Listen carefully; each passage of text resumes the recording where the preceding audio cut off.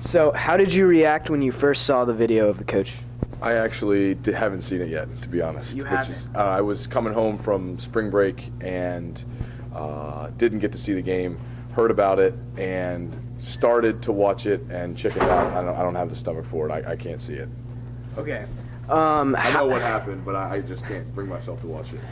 Okay, so how do you calm down players or anything who become tentative about jumping after this? Because I know when I saw it, I couldn't jump for like a day. It scared the hell out of me. I could not do this. So how do you tell a player like that who's scared? Maybe is the question. I would tell him to suck it up and stop being a wuss. No, I think that he had something else going on, like a stress fracture or something that caused the bone to do that. And you got to play without fear, and hopefully he'll be able to come back and play without fear. He may never be the same player again, but you just got to play and put it in God's hands and hope that doesn't happen to you, I guess. Yeah.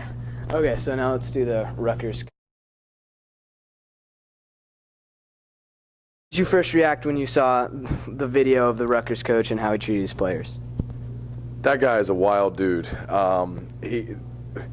If you watch the videos closely, there's a couple of them that ESPN put in there to have as many videos as possible where he has contact with players, and some of those videos, clips, he's like showing them something defensively, and he's just an intense guy, and he's making contact with the guys and trying to be physical and show them how to be physical, and those things are okay.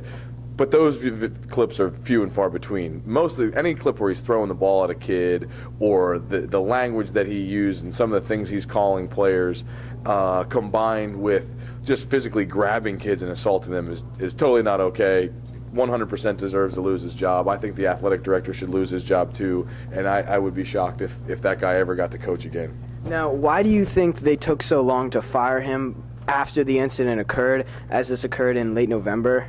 That's a great question. That's why the athletic director deserves to be fired. I'm not really sure how he could look at that and be okay with it, especially a coach that's only been there 3 years, that's had a mediocre record. It's not like Coach K, and you're trying to decide if you're going to fire one of the greatest coaches, if not the greatest coach in the history of college basketball. So I'm not really sure why it took so long, and that's for them to answer.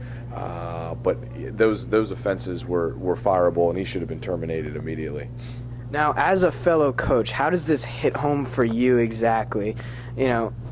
I don't do that kind of stuff. I don't believe in having to tear kids down in order to build them back up. I think kids should want to play for you because it's fun and because you show them love and appreciation. And when they screw up, you need to tell them. But to beat kids down physically and mentally, there's no place for that, and that's not my style. And I don't think it's a lot of guys' style. And college basketball is a difficult game, and it's very intense, and coaches are very intense. There's coaches that swear and yell at players, and people shouldn't think that that's not the case. But what that guy did, Mike Rice, is just on a whole nother level.